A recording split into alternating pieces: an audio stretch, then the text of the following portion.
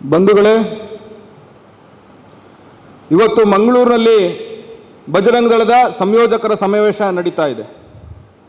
ಇವತ್ತು ಮತ್ತು ನಾಳೆ 2 ದಿನಗಳ ಕಾಲ ಸಂಘಟನೆಯ ರೂಪುರೇಷೆಗಳನ್ನು ತಯಾರು ಮಾಡುವ ನಿಟ್ಟಿನಲ್ಲಿ ನಾವೆಲ್ಲರೂ ಕೂಡ 2 ದಿನಗಳ ಕಾಲ ಒಟ್ಟಿಗೆ ಸೇರಲಿದ್ದೇವೆ.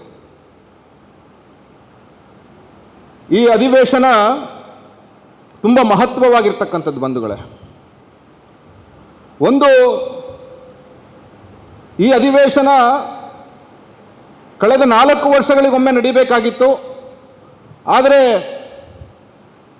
ಕೋವಿಡ್ ಮತ್ತು ಬೇರೆ ಬೇರೆ ಕಾರಣಗಳಿಂದ 2016ರಲ್ಲಿ ಇದೇ ಸ್ಥಾನದಲ್ಲಿ ನಡೆದಿತ್ತು. ಮತ್ತೆ 10 ವರ್ಷಗಳ ನಂತರ ಇವತ್ತು ನಾವು ಕೂಡ ಇಲ್ಲಿ ಸೇರ್ತಾ ಈ ಅಧಿವೇಶನದಲ್ಲಿ ಪಾಲ್ಗೊಂಡಿದ್ದೇವೆ. ಮಂಗಳೂರಿನಲ್ಲಿ ಅಧಿವೇಶನ ನಡೀತದೆ ಅಂದ ತಕ್ಷಣ ಒಂದು ಸರಿ ಮೈಕ್ ಕೂದಲು ಜುಮ್ ಅನ್ನುತ್ತೆ. ಯಾಕೆ? ತುಂಬ ಸರಿ ನಮಗೆ ಮಂಗಳೂರಿಗೆ ಬರಬೇಕಂದ್ರೆ ಹೆಮ್ಮೆ ಆಗುತ್ತೆ. ಯಾಕೆ ಅಂದರೆ ಇಲ್ಲಿನ ಮಣ್ಣಿನ ಗುಣ, ಶೌರ್ಯ, ತ್ಯಾಗ, ಬಲಿದಾನಕ್ಕೆ ಪ್ರೇರಣೆ ಕೊಡ್ತಕ್ಕಂಥ ಮಣ್ಣಿದು. ಇಲ್ಲಿಗೆ ಬರಬೇಕಂದ್ರೆ ಅಷ್ಟೊಂದು ಸ್ಫೂರ್ತಿ ನಮಗೆ. ಒಂದು, ಇತಿಹಾಸದಲ್ಲಿ ನೋಡೋದಾದ್ರೆ ಪೋರ್ಚುಗೀಸರ ವಿರುದ್ಧ ಈ ದೇಶದ ರಕ್ಷಣೆಗಾಗಿ ಹೋರಾಟ ಮಾಡಿರ್ತಕ್ಕಂಥ ರಾಣಿಯ ಅಬ್ಬಕ್ಕ ನೆಲೆಸಿರ್ತಕ್ಕಂಥ ಸ್ಥಳ ಇದು.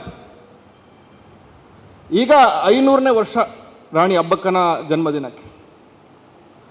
ಅದೇ ರೀತಿ ದೇಶ, ಧರ್ಮ, ಸಂಸ್ಕೃತಿಯ ರಕ್ಷಣೆಗೋಸ್ಕರ ಪ್ರಾಣವನ್ನು ಮುಡಿಪಿಟ್ಟು ಧರ್ಮ ಕಾರ್ಯ ಮಾಡುವಂಥ ಹಲವಾರು ಕಾರ್ಯಕರ್ತರು ಬಲಿದಾನ ಆಗಿರ್ತಕ್ಕಂಥ ಪುಣ್ಯ ಭೂಮಿಯ ಸ್ಥಳ.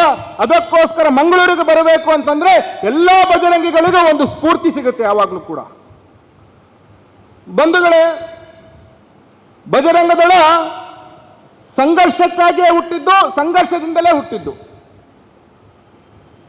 ರಾಮನ ಕಾರ್ಯಕ್ಕೋಸ್ಕರ ಅವತ್ತಿನ ದಿನಗಳಲ್ಲಿ ವಿಶ್ವ ಹಿಂದೂ ಪರಿಷತ್ ಯೋಚನೆ ಮಾಡ್ತು, ಒಂದು ಯುವ ಶಕ್ತಿ ರಾಮನ ಕಾರ್ಯಕ್ಕೆ ಬೇಕು ಅಂತ ಹೇಳಿ ಆಗ 1984ರಲ್ಲಿ ಪ್ರಾರಂಭ ಆಗಿದ್ದು ಬಜರಂಗ ದಳ. ಅಲ್ಲಿಂದ ಇಲ್ಲಿಯವರೆಗೆ ಹತ್ತಿರ 4 ದಶಕಗಳ ಕಾಲ ನಿರಂತರ ದೇಶ, ಧರ್ಮ, ಸಂಸ್ಕೃತಿಯ ರಕ್ಷಣೆಗೋಸ್ಕರ ಕೆಲಸ ಮಾಡ್ಕೊಂಡು ಬರ್ತಾ ಇದೆ. ಹಲವಾರು ಹೋರಾಟಗಳನ್ನು ಬಜರಂಗ ದಳ ಮಾಡಿದೆ. ಯಾವಾಗ ಬಜರಂಗ ದಳ ಕೈ ಹಾಕುತ್ತೋ ಆ ಎಲ್ಲ ಹೋರಾಟಗಳು ಯಶಸ್ವಿಯಾಗಿದೆ.